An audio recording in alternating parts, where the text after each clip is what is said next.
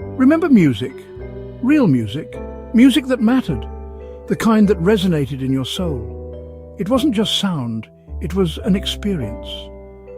Think about the raw energy of Elvis in the 50s, the rebellious spirit of the British invasion, the raw power of Zeppelin, the emotional honesty of Nirvana. That was music with a pulse, music with a purpose. Those artists weren't manufactured. They were forged in the fires of passion and talent. They poured their hearts and souls into every note, every lyric. It was authentic, it was raw, it was real, and most importantly, it connected with us on a visceral level. It made us feel something. The decades that followed saw music evolve and diversify. Punk rock exploded onto the scene, challenging the status quo.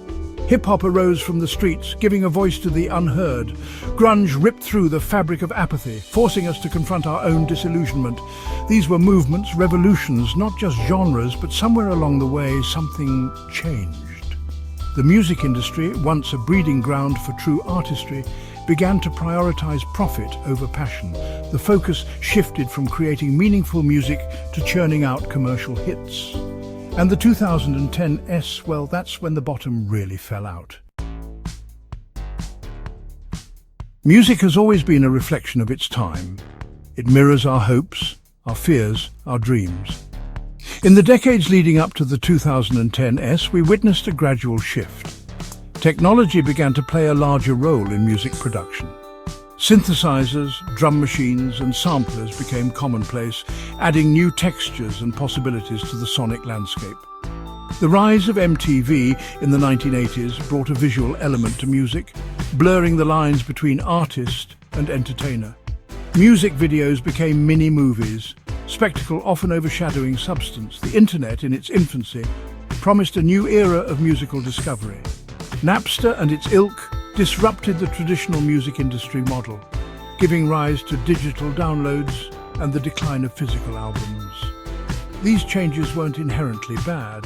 They brought innovation and expanded the possibilities of music creation. But they also planted the seeds for the seismic shift that would come to define the 2010s. A shift that would transform music from an art form into a commodity. The 2010s, the decade where music as we knew it went to die. Sure, there were exceptions, glimmers of hope in the darkness, but for the most part, the airwaves were saturated with a homogeneous blend of generic pop, manufactured by algorithms and driven by data. This wasn't music, it was product. The artists themselves became interchangeable cogs in the machine, image over talent, hype over substance.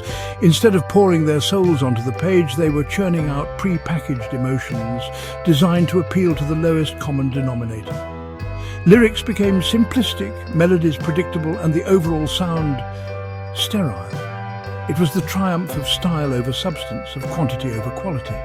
The music industry, now firmly in the grip of streaming giants, had perfected the formula for creating catchy, disposable earworms, but at what cost? Who's to blame for this sonic apocalypse? It's easy to point the finger at the music industry, and they certainly deserve a lion's share of the blame. Driven by greed and obsessed with profits, they embraced a system that prioritized quantity over quality, churning out artists like products on an assembly line. But the blame doesn't stop there. Technology, once a tool for innovation, became a weapon of mass production. Autotune, once a subtle effect, morphed into a crutch, masking a lack of vocal talent and creating a generation of singers who sounded eerily similar. And what about us, the listeners? Are we complicit in this sonic decline? Have we become so accustomed to instant gratification, so overwhelmed by the sheer volume of content at our fingertips, that we've lost the ability to truly appreciate art that challenges us, moves us, makes us think? Section 5. Autotune, the voice of a generation. Literally, autotune. The word itself sends chills down the spines of music purists. What was once a tool for subtle pitch correction has become the defining sound of a generation, and not in a good way. It's everywhere. From the top of the charts to the depths of SoundCloud, the robotic warble of autotune infects countless tracks, masking imperfections and homogenizing vocal performances. It's the sonic equivalent of airbrushing a photo until all traces of individuality are erased.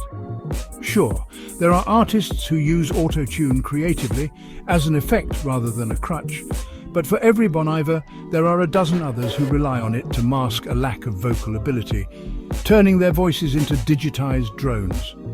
It's become so ubiquitous that it's almost impossible to imagine modern pop music without it. Section 6.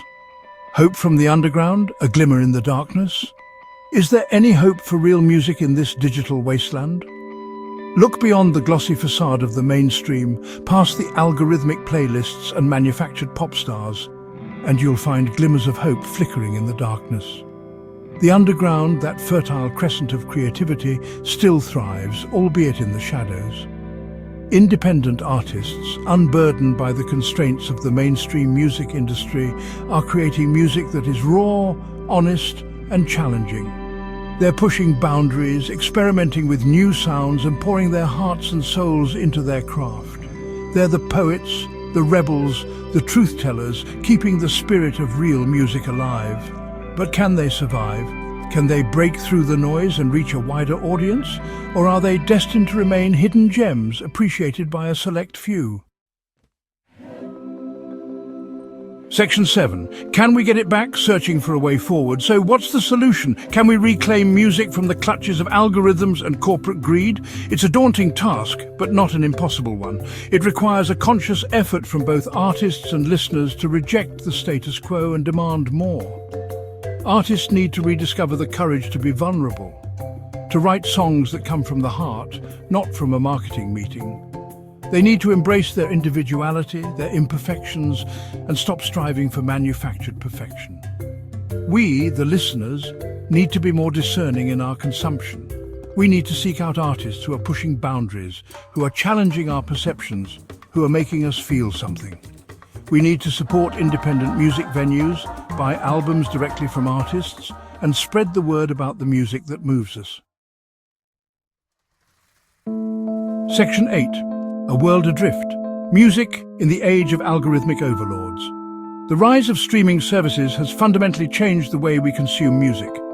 Algorithms curate our playlists, suggesting songs based on our listening history, creating echo chambers of taste.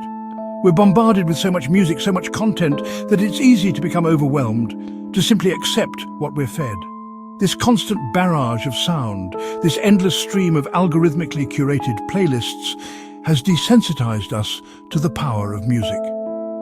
We've become passive consumers, scrolling through endless feeds, rarely stopping to truly listen, to connect with the music on a deeper level. We've traded depth for convenience, quality for quantity, and in doing so, we've lost something precious. Section 9. Conclusion. An uncertain requiem. The future of music remains uncertain. Will we continue down this path of sonic homogenization, our playlists filled with generic beats and auto-tuned vocals, or will we rediscover our appreciation for raw, authentic, heartfelt music? The answer, as with most things, lies somewhere in between. There will always be a market for manufactured pop, for catchy tunes designed for mass consumption. But there will also always be those who crave something more, something real, something that speaks to the soul. The fight for the soul of music continues. It's a fight worth fighting, because in a world that often feels increasingly artificial, music remains one of the few things that can still make us feel truly alive.